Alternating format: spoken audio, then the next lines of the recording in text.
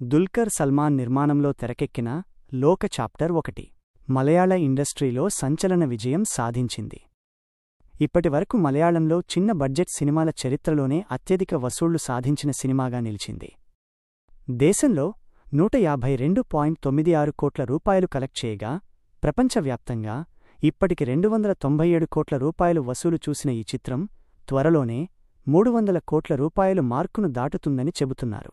దేశ లోకాడేస్ సినిమా అన్ని భాషల్లో కలిపి 152.96 కోట్ల రూపాయలు వసూలు చేయగా, మలయాళ వర్షన్ 119.46 కోట్ల రూపాయలు వసూలు చేసింది. దీనితో ఈ సినిమా ఇప్పుడు మలయాళంలో అత్యధిక కలెక్షన్లు సాధించిన సినిమాగా నిలిచింది.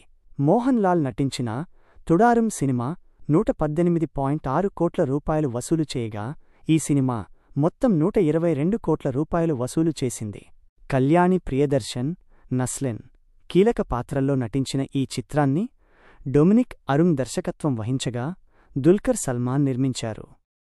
విడుదలై 38 రోజుల్లో దక్షిణాదిలో అత్యధిక వసూళ్లు సాధించిన మహిళా ప్రధాన చిత్రంగా గుర్తింపు తెచ్చుకుంది. దేశంలోనే విమెన్ సెంట్రిక్ చిత్రాల్లో అత్యధిక వసూళ్లు రాబట్టిన చిత్రాల్లో రెండో స్థానంలో ఉంది సినిమా.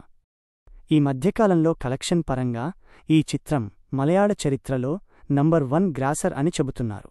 ఇక గ్లోబల్ స్థాయిలో 297 కోట్ల రూపాయలు వసూలు చేసిన ఈ చిత్రం త్వరలోనే 300 కోట్ల రూపాయలు మార్క్ దాటే దిశగా పయనిస్తోంది.